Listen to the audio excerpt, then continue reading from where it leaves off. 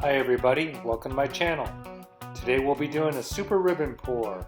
I'm just pointing out here that these two colors, the turquoise blue and green, each have 4 drops. That'd be like 1 drop per ounce of Flood Pentrol. It's a wood conditioner.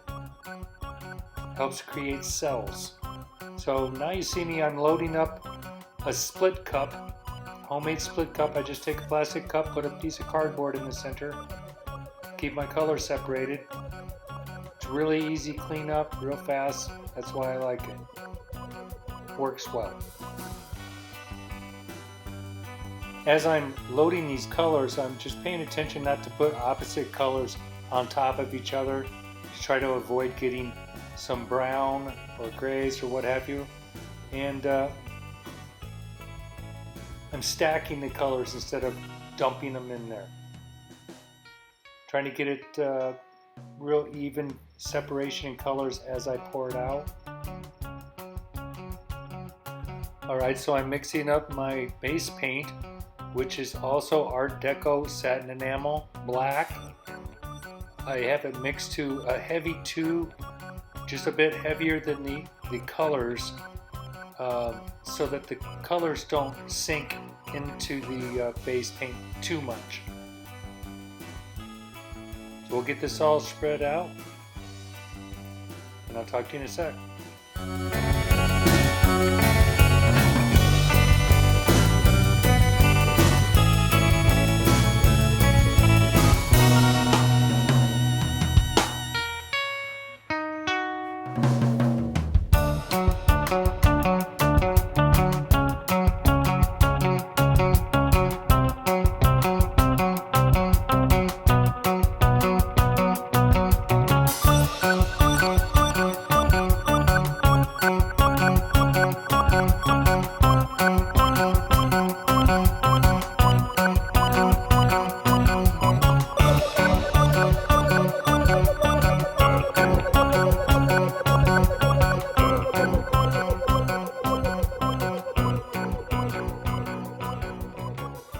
Alrighty, we're ready to go. I got my split cup here.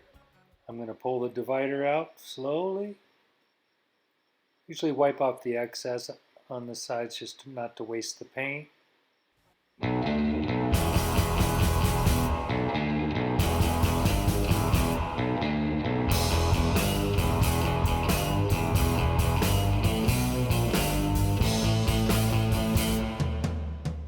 Get rid of that and we're ready to pour.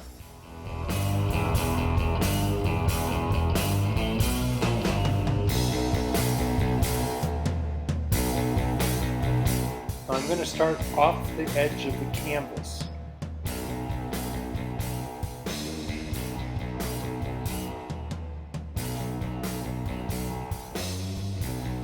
Now if you notice, the paint can come out of the cup 2 different ways. You can either ripple like that, which gives you a really cool effect, or just pour straight out. And it seems like when the cup is full, it tends to ripple easier. I like the ripple effect.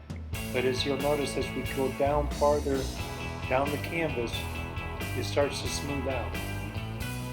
It's because I have to tip the cup at a different angle to get the paint to come out evenly.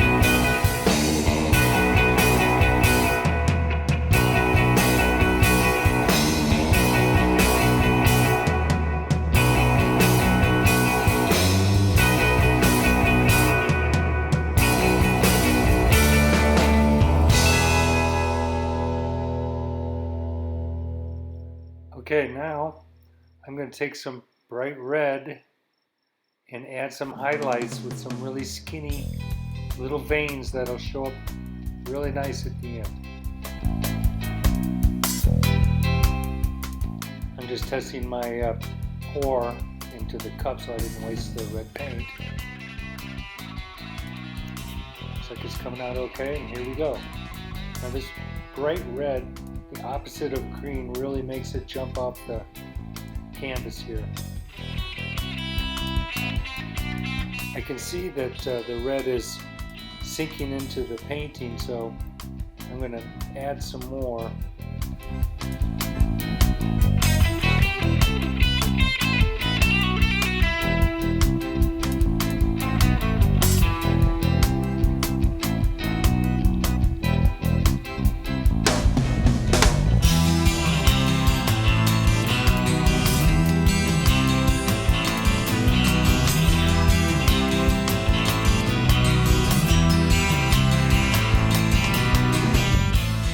What do you think? Is that too much red? Leave comments. See what it ends up looking like. Alright, it's time to tip the canvas. Try to stretch this baby out and get rid of some paint. So I'm just going to tip it forward and backwards a little bit at a time. So I don't want to break up the linear pattern that I have. So I'm just going to tip that forward and backwards for a second or two, try to stretch these colors out a little bit, and then I'm going to go left to right much more to try to upset the paint. Looks like first I'm going to try to get rid of some air bubbles, see if I can get some cell action going, see what I have before I stretch it out, make sure I don't get rid of the cool parts. Alright, so I decided I wanted to add some of the turquoise blue because the green was a little overpowering. I want to draw back some of the blue back into it. I'm just going to keep playing with it. Do some tipping back and forth. If I need some more color, I'll add some more color. Alright, this is always what I think to be the fun part. Probably the most critical part, one of them. They're all critical, but be really careful what you're doing here so you don't erase something good. And also you want to make sure you get enough paint off the canvas. You don't want any cracking or anything like that. There'll be too much paint buildup. So I'm tipping it up here and watching to see that it's all moving at the same speed. That's why I make sure the consistencies are exactly the same when you're doing a ribbon pour. Other than, like I said, slightly thinner than the base coat. The red apparently was a little heavier, and that's why we lost some of it into the black.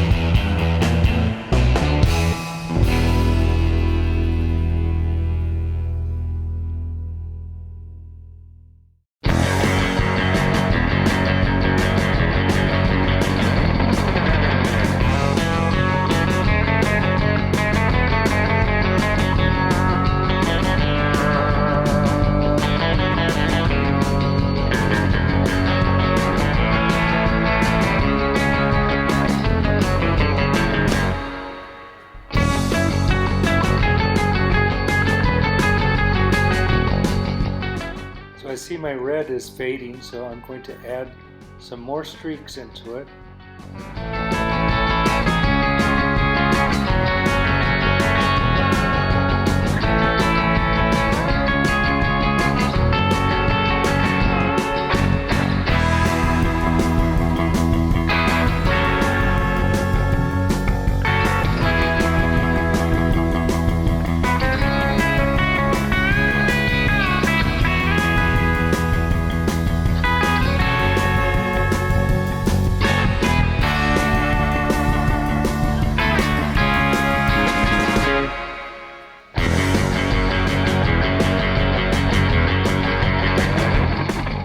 Here's a little more blue.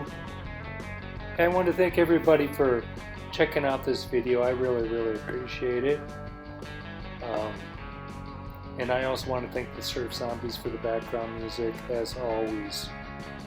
Be sure to leave comments if you got questions. Please leave them. I'll respond as soon as I possibly can. Don't forget to hit the like and subscribe button, and check out my website sometime. I really appreciate it. I'll show you the finished product here in a second, and we'll see you next week.